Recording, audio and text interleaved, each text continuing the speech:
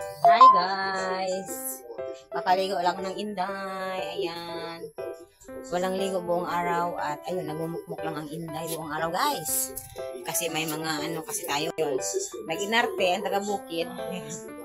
Ayun guys, at ngayon ang oras ay 5:57. Pa 6 na ng hapon.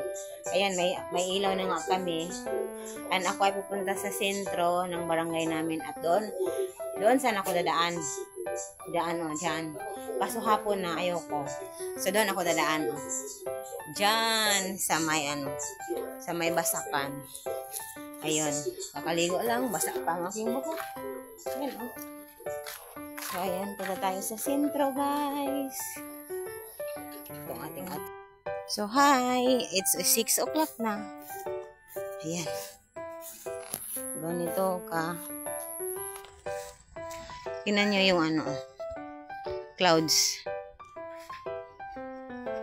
So, yun.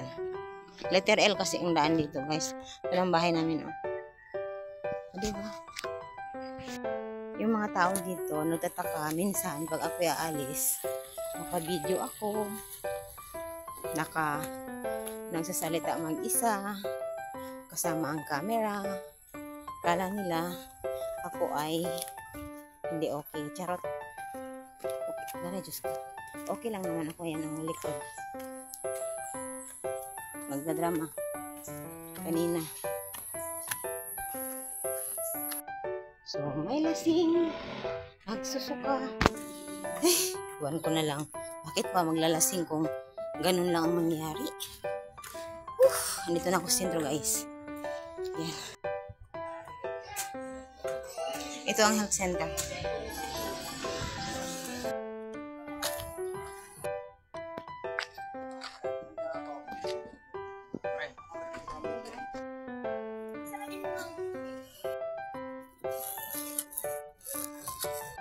So, ako'y pauwi na, guys. Pauwi na tayo. Ito ang pinili natin. It's a girl thing. So, yun ang aming bahay yun. So, yun. Mga kapitbahay namin medyo malalayo. Ayan. Maganda to pag umaga. Kasi kitang-kita talaga yung view pag umaga. Ngayon kasi, alas 6 na. Medyo na siya. Madilim na ng konti. Ayan tayo.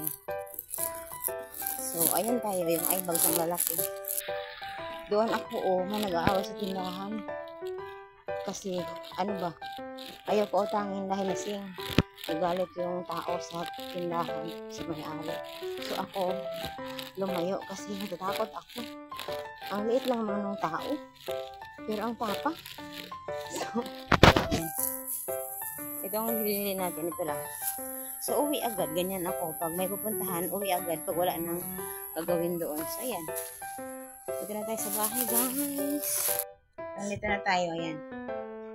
Yung Junakis natin. So, thank you for watching. Bye-bye.